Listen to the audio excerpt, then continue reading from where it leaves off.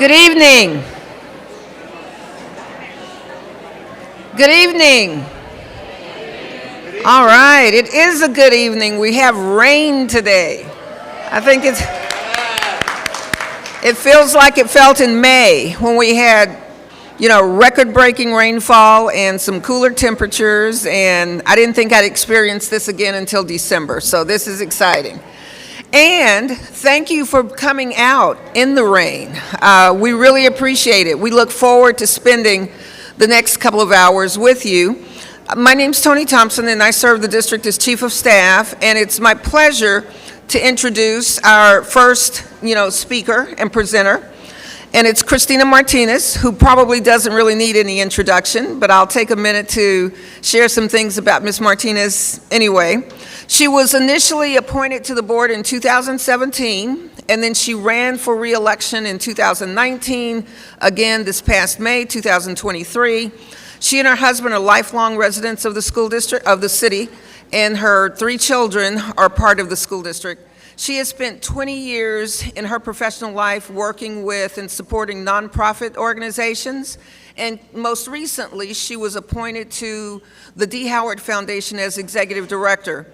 Ms. Martinez currently serves as the board chair, for the Board of Trustees. She's provided great leadership during her tenure in that capacity, and I'd like for you to help me welcome Christina Martinez.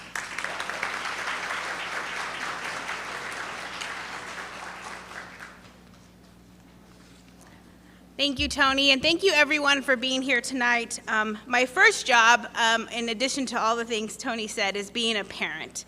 And so I've been a parent, been parenting children in SAISD for 17 years. I know, I don't look it. But I did graduate Edison Golden Bear in 2020. But thank you for joining us this evening. And I'm happy that you all are here to be part of this really crucial conversation. We are at a very interesting point in time in the district. Many of you know that we are here tonight to discuss right-sizing. And the question I keep getting asked over and over again is, why now? Why are we having this conversation right now? And my answer to that is, why not? Those of us that have been living in part of the district for many years now know that the district is different. We are not the same district that we were 5 years ago, 10 years ago, 25 years ago. Our neighborhoods are changing, and the things that our students and our educators' needs are different, and we have to rise to that challenge. On June 20th, the trustees and I put forth a resolution that called on district administration to thoughtfully and comprehensively analyze each school campus to ensure that we are providing a high-quality education for each and every student. We wanted to know whether the resources that we receive from the state, which are a finite amount of resources, a number that has not changed in over 10 years, we wanted to make sure that those resources that we receive were being fairly distributed to support all students and all campus staff. And if not, how might we improve our operations to ensure a thriving culture for all? Prompting this study is a decline in student enrollment. And in the superintendent's presentation, you will see exactly how and why our enrollment has declined. We know that education is at a critical crossroads. We are facing teacher shortages, the state is mandating armed police officers at every school, and our students need us to prioritize their learning and the day-to-day interactions that they have with their teachers above all else. We have to make better financial decisions and ensure that all students are receiving the same quality of education, regardless of which building they attend school in. In this presentation, it will become very obvious that we are putting money and resources into too many buildings, when we could be putting more money and resources into educating our children, fully staffing our schools, and fairly compensating our staff. We want everyone to be fully aware that the right-sizing study of this kind will result in recommendations to close or consolidate school buildings. And while change is hard, it also comes with great opportunity. And this opportunity is for all of us to reimagine a better education and a better future for our children. Our superintendent and staff have worked collaboratively and very thoughtfully to present the information that you're going to see this evening.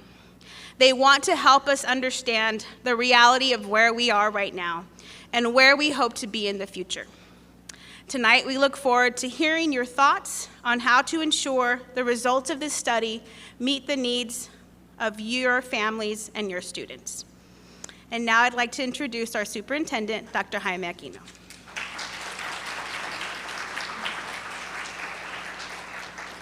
Buenas tardes, familia.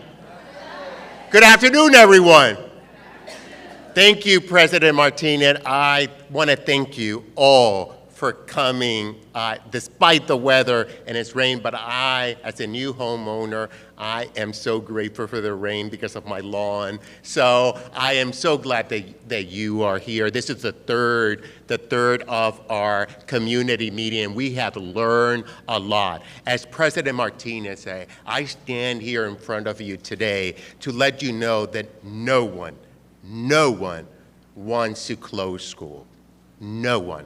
But as President Martinez mentioned, this is something that we must do if we want to invest in the future of your children, our children. So thank you for joining us this evening. We look forward to hearing from you. And I'm going to be really, really brief because you're not here to listen to me. On the opposite, we are here to listen to you.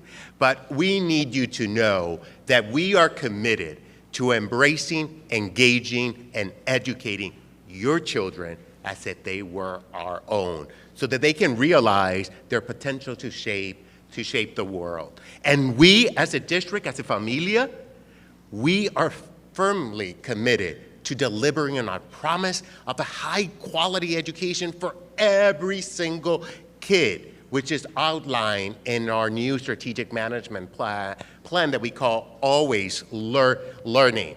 We want to do better for your children, for our children, by ensuring that each student has similar access to extraordinary educational experiences and resources, regardless, as President Martinez said, whatever neighborhood or school that their family chooses.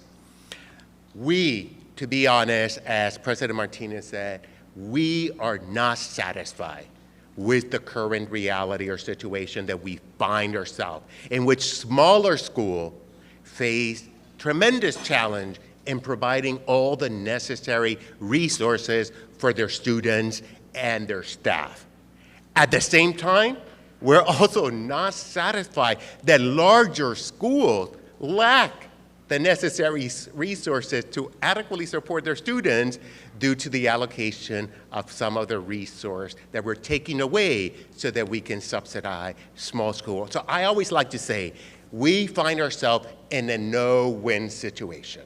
So the small schools, though they're more expensive to run, are not getting all the services that our kids deserve. Our larger schools are not providing the great resources that they also need because they're getting less money so that we can channel that money to our smaller schools. But as President Martinez said, we are willing to take the tougher path to ensure that your children, our children, receive the best education possible and a brighter future. We understand that many of you have a lot of questions, anxiety, frustrations about what this study could mean to you, to your kids, to your family, and if you're staff, to you personally, to your future.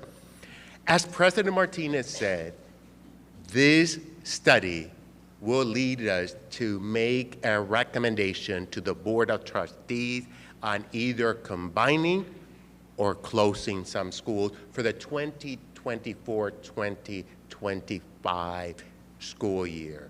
The reality is, I was with the commissioner of one of our high schools today, and we were talking with the students and the staff, and they were talking about the inequities that we see ourselves in our schools. And one of the teachers mentioned something about Northeast, and I pointed out Northeast has about 68 schools. They have over 62,000 kids. We sit here at 45,000 kids with 100 campuses. So those are the challenges that we are. But even though we're going to make this recommendation to the board that might lead to closure or combining, I want you to take one thing today, is that we as a familia are committed to making this study a transparent one and also a two-way process. We're going to present some information to you, but the bulk of the time, you're going to offer your feedback, and we heard amazing feedback in the last 2 community meetings. We promise that we will keep you informed throughout this process, and we are eager to hear your thoughts as well. Your input matters. Your voice makes a difference, and we are grateful that you are here to be our partner in this journey. As I said, you will have a voice in the process, and we want you to give us your honest thought, push back, challenge, ask the tough question, tell us the great things that you see in the process. We want to hear about your thoughts on the criteria that we're going to be using to make decision on looking at each campus and whether they're going to be combined or closed. We know that these decisions are complex and not easy to make. They're not. But every campus has its own unique identity and factors. And the discussion that we will have here today, and we have 12 more meetings before we present the initial recommendation to the trustee, that the discussion we're going to have today is going to help us develop and better understand your hopes, your fears, and your dreams for our community. There is one important value that we in the district believe, and I actually believe this is a value that the city of San Antonio also shares, and it's one of the reasons that attracted me to come and be part of this familia. And it's the conviction that the resources should be distributed fairly to support all students, but particularly our most vulnerable students. I think everybody will probably agree that our neediest members of our familia need more support and resources. And that's part of why we're doing this study.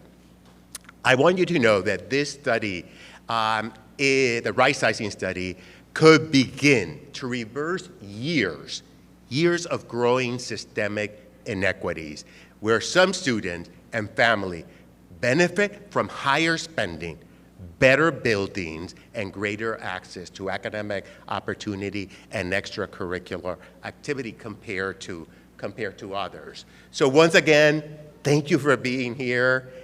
Together, we're going to build a better and stronger plan, one that enhances the education your children receive and makes our schools even better places for our dedicated educators, staff, and the family. So right now, it gives me great pleasure to introduce our facilitator for the evening, my chief of staff, the chief of staff of the district, the amazing Toni Thompson, who probably does not need a lot of introduction. She is a product of SAISD, spending all her educational experience in SAISD and her entire career. So she's an icon in SAISD. Please welcome Toni Thompson.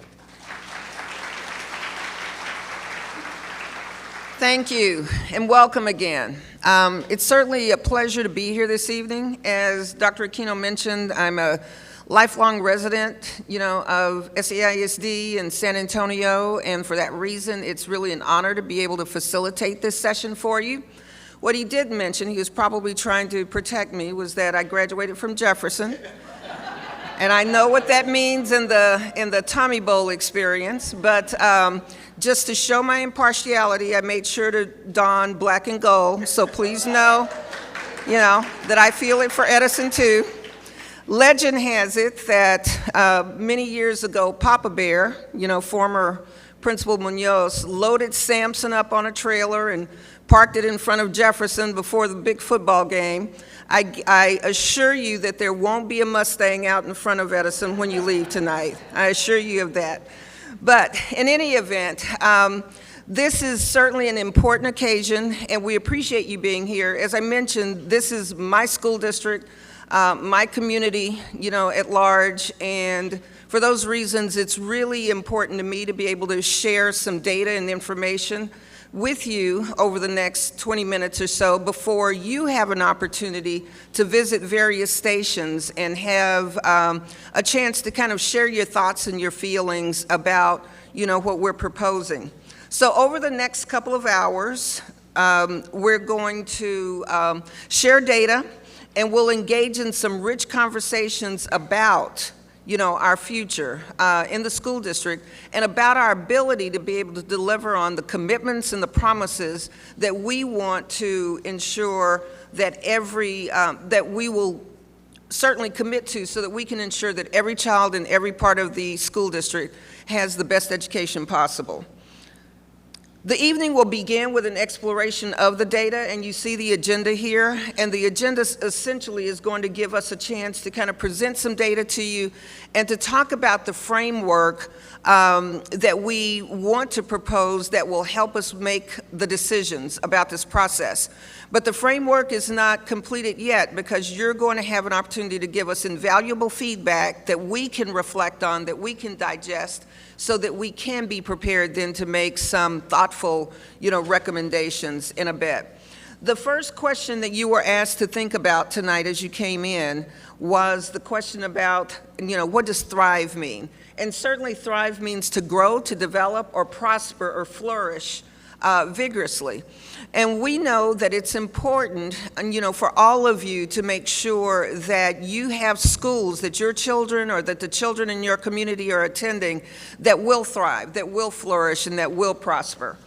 So with that, we went through a process of having several conversations, with many stakeholders, and we engaged on a pretty rigorous, process to collect input from community members. And we were fortunate to have 6,000 individuals participate in a survey. And that survey gave us a chance to really drill down data so that we would understand what was important as we developed our strategic management plan for the school district, which is called Always Learning. After we did that, we then decided that we wanted to actually drill down some more and get additional feedback from a very diverse and select group of community members. There were 50 community members that were part of the Always Learning Strategic Management Plan development or creation, and those individuals included family members, community members, we had students, we had staff members, and we had others that represented the community so that they could help us understand exactly what was important, to them. And to that end, we also then asked them to, kind of talk to us about what they wanted for their schools, for the school district, for the central office, and for the entire community so that we could be focused on that. Okay, if you can move the slide. So these diverse stakeholders worked with us for about a good 6 weeks or 8 weeks to collect the data and to make sure that we were preparing information that would help us make some important decisions. And we also went back to the community to ask them to the committee rather, and community, to ask if you had $100 to spend on a thriving school, what would that school look like? And these are the 10 priorities that were shared with us. And out of this committee, out of all of the respondents, we ended up with almost 2,000 respondents, and 52% of them were students. And these were the 10 things that were most important to them. They wanted a welcoming and safe environment, and who doesn't? I mean, in this day and time, everyone's always conscious about safety and making sure that students can focus in a safe learning environment. They wanted us to offer extra support for struggling and advanced students. So not just for the students that are struggling, but advanced placement courses and other courses that will stretch and challenge students. Prioritizing student well-being and mental health. We hear from students, especially when the students meet with the superintendent because they're part of his advisory committee, that their number one concern other than safety has been mental health. And we want to make sure that we have enough mental health resources to provide the support that students need so that they can thrive and flourish. We want to prepare students to be at grade level or higher. At grade level is just, just the foundation. That's just the baseline. We want every single student to be at grade level or higher. And this is what the respondents, the 2,000 respondents, said to us. We want to provide all resources needed for students with disabilities to help students to be leaders and independent thinkers. Certainly, there are many students, many former graduates, whether from Edison or other schools in the school district, that have been very successful because they did have challenges and they were positioned to be critical thinkers when they went through the school system, and that's what we want for all of our students. We want to make sure, of course, that we have up-to-date technology, and we've had an awesome technology team that has done everything that they can to provide those resources, but we need more, and we want more, and our students deserve more. We want to certainly embrace family and community, and I think under our superintendent and our board's leadership, we've shown that to be very important to us. We want to offer a wide range of extracurricular activities because no school, especially, not even just public schools anymore, but no school does not want to have other ways to engage students. Not only is it important to the student, not only is it important to the campus, but it's also important to the community. And we want to have up-to-date, furniture and equipment. Edison went through some changes and renovations as a result of the bond. Some of our other high schools have been involved in that as well, and it's real important for our students to have state-of-the-art facilities because they deserve that. That shouldn't be limited, just to other school systems. So later, you'll be able to see and give feedback on all of the thriving profiles, and we're going to have some stations that, when it's time, we'll direct you to so that you can get information and provide the feedback that we're looking for that will help us come together with some recommendations. And our thriving profiles actually cause us to reflect on whether, in our current reality, we're able to meet the commitments that we've established, not only in the strategic management plan, but that we've articulated are going to be so important for us. This reflection drove us to look at our data, and we concluded that we're at a crossroads right now. We must either engage in this important discussion in conversation and deal with our current reality, or it would put us in a position to have to tolerate what we feel are current inequities. As stewards of our children, we feel obligated to ask, can we live with a system where we offer more opportunities to some students in some campuses, but not the same opportunities to others? So whether you have spent all of your life, in SAISD like I have, or whether you're fairly new to the community, you are probably wondering, so how did we get here? What caused us to get here, over time? And we have some data to share with you. Our data tells us essentially that SAISD has been losing enrollment steadily for more than 20 years. And we have not closed school buildings at the rate our enrollment has declined.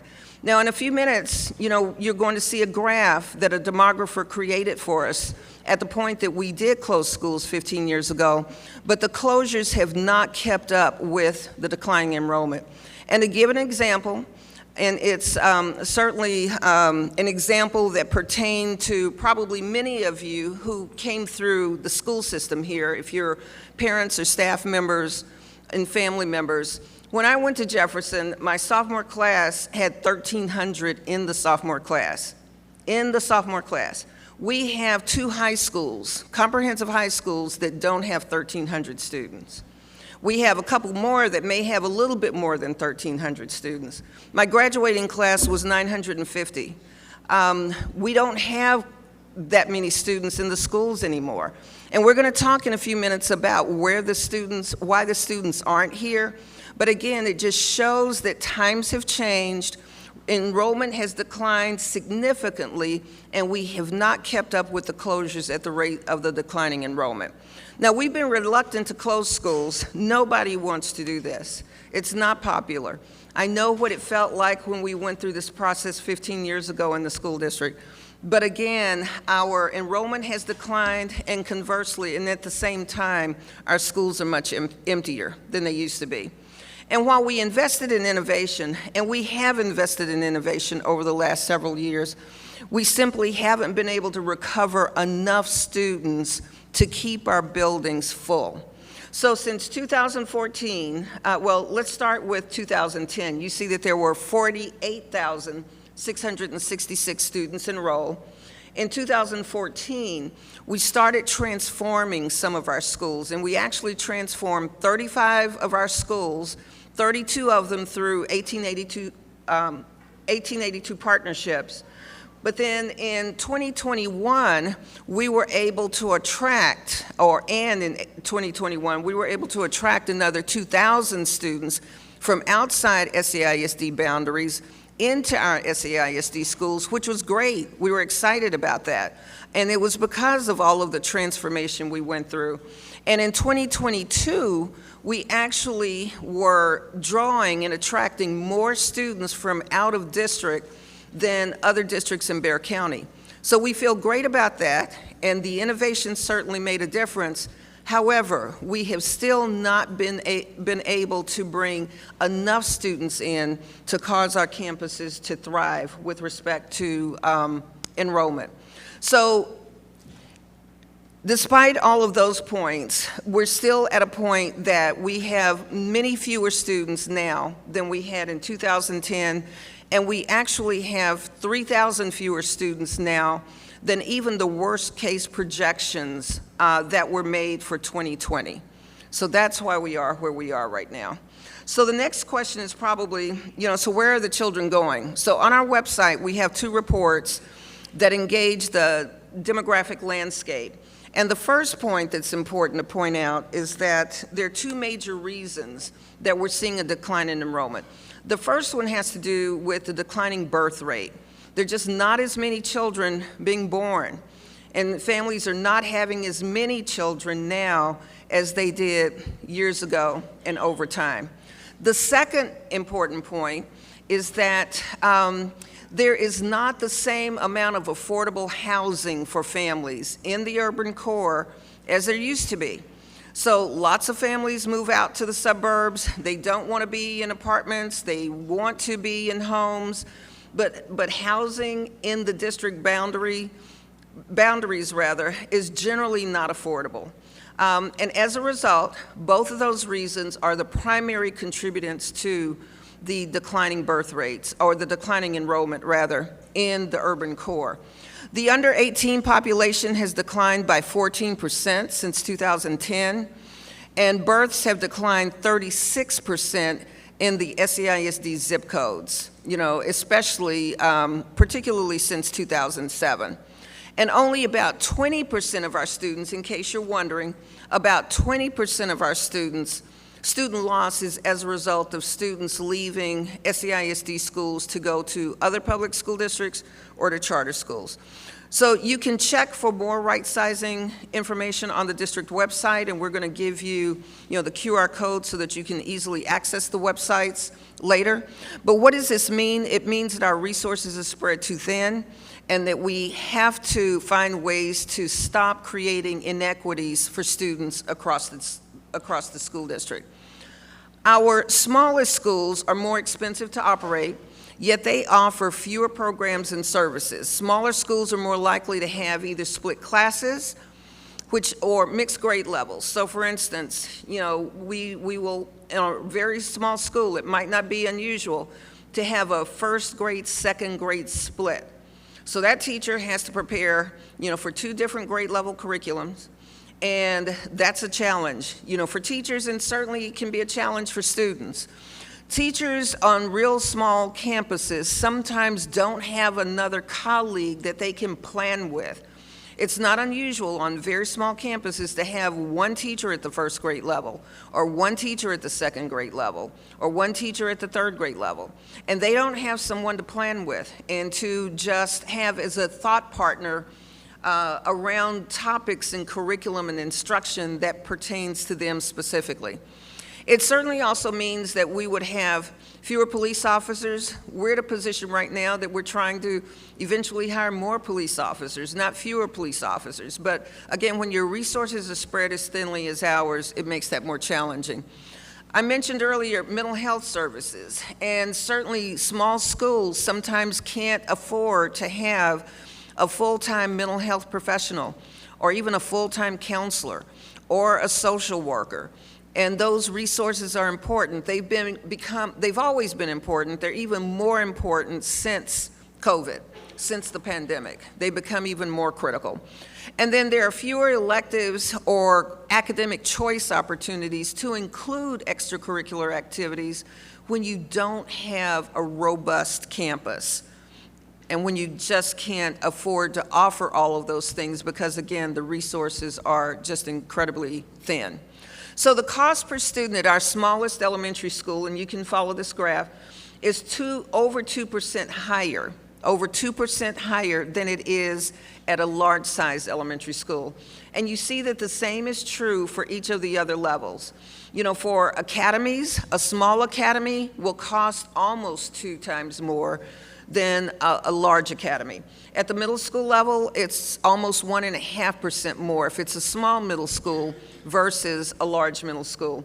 And for the high schools, it's 1.8% more to run a small high school than it is to run a large high school. So this is not actually a new story. We've dealt with this before. In 2008, we closed 6 schools. In 2009, we closed 3 more. In 2015, because some of the work was tied to bond work, we converted a few more. So we've not only closed schools, but we've consolidated schools or created new schools. So it's not a new story. And for that reason, we have a graphic that we want to share with you that was created again by a demographer back in 2008 that showed what was going to happen over time if we weren't able to keep up with the pace of closing schools and the declining enrollment. So 15 years later, we have a video that we want to offer you that captures really the tale of 2 schools, a small school and a large school. So we would like you to take a look at the video. This is a tale of 2 schools. Our first school, Mountain Elementary, is fully enrolled and nearly every seat is filled. Like all schools, Mountain receives money based on the number of students, as well as their needs, such as whether they are English learners or they receive special education support. Since Mountain is fully enrolled, it has a full staff and offers a wide range of programs. That's why they can afford a full-time music teacher who provides after-school opportunities for students and who organizes performances for parents throughout the school year. Mountain has more than 1 teacher for each grade level and subject, so students benefit from teachers they can plan together. If a student and teacher pairing is not working well, parents can ask to move their kids to another class. At Mountain, when a student with special needs requires extra support, the services are provided right at the school by a full-time specialist. And when a student is in crisis, there's a full-time mental health professional on campus who can speak with the student on the same day, usually within minutes. Mountain enrollment allows the principal to decide whether to hire an instructional coach to support teachers, an intervention teacher to help kids who need to catch up on reading or math, a full-time librarian, or a family and community engagement specialist to work with families. Because Mountain is fully funded, the school can afford to send teachers to summer training to learn new strategies and share ideas with teachers from across Texas. Now let's take a look at our second school, Ocean Elementary. Ocean is under-enrolled. This means that their building has lots of extra space and empty seats. Because they have fewer students, they generate less state funding than Mountain Elementary, and they cannot fully staff their school or offer a wide range of programs with the money they get. To help Ocean, the district must take some money from Mountain and other schools so Ocean can provide necessary services. Since Ocean cannot afford a full-time music teacher, they hire one part-time. This means the teacher is not always available to provide after-school opportunities for students or organize performances for parents throughout the school year. Because Ocean does not have more than one teacher at a grade level in each subject, the teacher must plan alone. If a student-teacher pairing is not working well, parents cannot move their kids to another class and must take their child to another school. At Ocean, when a student is in crisis, there may not be anyone on campus who can assist immediately. It could take hours or days to connect the student with help from a mental health professional. At Ocean, when a teacher or student struggles, support must be provided by the principal or assistant principal. They may not be able to afford an instructional coach, intervention teacher, librarian, or family and community engagement specialist. Ocean does not offer all special education services, so a student who needs help may have to go to another school. The Ocean principal must carefully choose resources and training for teachers because the school has limited money. All our students deserve better, and this study will help us look at all of our schools and see if we are providing the high-quality education we promised in our Always Learning Strategic Management Plan. This will help us reach our district commitment to love, nurture, and teach all of our students as if they are our own, so that they realize their power to shape the world. So that's a tale of two schools, and we want all of the students in SAISD to have the Mountain Elementary School experiences. That will offer more equitable opportunities for just a better, education, and to have the resources and opportunities that we feel they deserve. We also feel that Rightsizing will actually help us accomplish this. So done right, Rightsizing can lead to better schools. By aligning the number of campuses and their capacity with the right number of students, we can make sure that schools get the resources that they need so that they can become stronger. To address our declining enrollment, excess buildings, and inequitable expenses or experiences, the board called on staff to study our capacity at its June board meeting, and they directed us to develop a framework in collaboration with the community to evaluate our campuses. And that's actually why we're here tonight. So if you look at the slide, you see that on June 20th, the board approved a resolution that called for us to conduct a right-sizing study. And that right-sizing resolution was intended to give us a chance to come out to the community, to meet with you, to explain what our challenges were, and to give you an opportunity to provide us feedback. The resolution asked staff to present these preliminary recommendations to them on September 18th at a board meeting. That meeting is certainly open to the community. There won't be any decisions made on September 18th, but that's the first time that we will take recommendations to the board. It will only be a presentation, not anything that will require action. No vote will be taken. After staff makes this initial presentation, we will then hold another 14 community meetings so that we can deep dive into the initial recommendation to gather additional feedback and to shape our final recommendation. And then the final recommendation goes to trustees on November 13th, and the board will then act on the final right-sizing recommendation. The trustees will vote on the recommendation as a package, not as a single school. So if Ocean Elementary was one of our campuses, and if a trustee or trustees said, well, I'll support this recommendation, but not for Ocean, that's not the way it'll happen. It will be a complete package. It won't be one school, at a time. If the trustees approve the right-sizing recommendation, A transition team of experienced educators will then be deployed to support not only the families and the students and the principals on the campuses that would be scheduled to close or consolidate.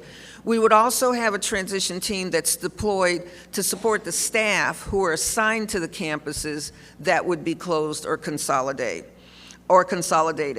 The transition team will pay especially important attention or focused attention to families that have students that have, special needs, to recent immigrants, just so that we can make sure that those transitions are smooth for them. And then the district staff will also meet with each community at each closed school and each receiving school at least twice after the board makes the decision. So there will be lots of opportunities for engagement and for further discussion. So today we're sharing the draft framework that guides our decision-making, and it has 3 components. The first component focuses on values. The second component focuses on, that I'll get to in a minute, focuses on primary criteria, and the third one focuses on contextual criteria. For values, these are the norms that embrace the decision-making and the framework. And the first one is that we want to make sure that we're fostering thriving schools. Having schools that are thriving for students, that are going to help them succeed, is what's most important. Supporting families and students is incredibly important to us. So we don't want for families to worry about things like transportation or will my children all be together if they're all assigned to an elementary campus. We're going to assess what your needs are and do whatever we need to do to help support those needs. Third, we're going to stand by our staff. There's not going to be a question about us providing the level of support that we need to make sure that staff members know that we're going to work with them to secure other assignments. That is a priority for us. The fourth is to view all criteria through an equity lens, because we want to make sure that all students and staff have what they need.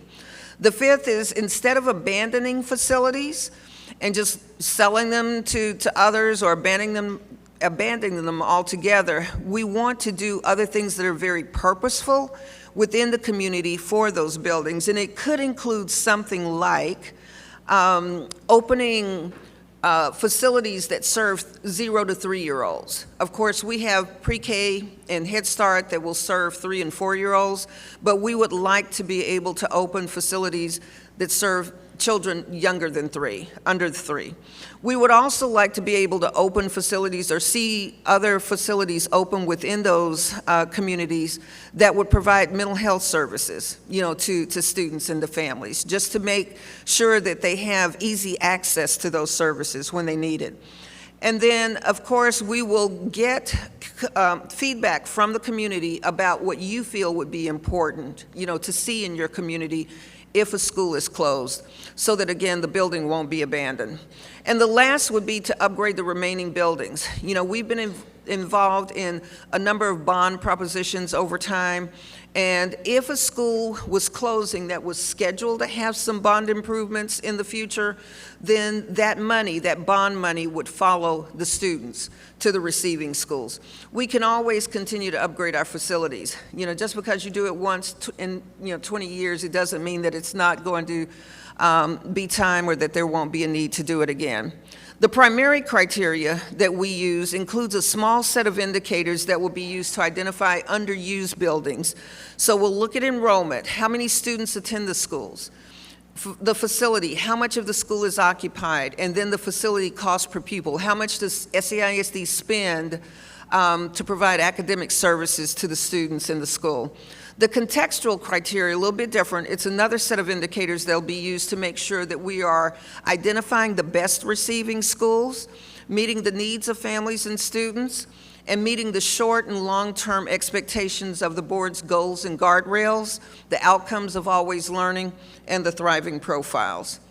So at this time, we're going to, I'm going to give you some instructions, and we're going to give you an opportunity for a gallery walk, and you're going to go to different stations so that you can learn more or gather some more information, but also so that we can gather your feedback.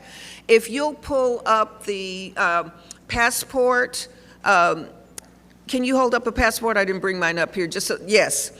On your passport, you have a sticker that's a particular color.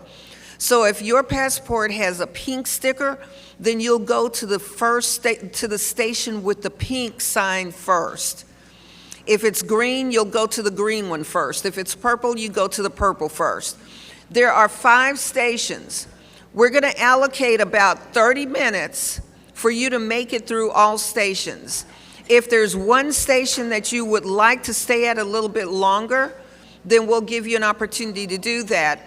But about 15 or 20 minutes through the process, I'll ring some chimes so that you'll know that it's time to move to the next station. We just need your feedback from as many of the stations as we possibly can get today.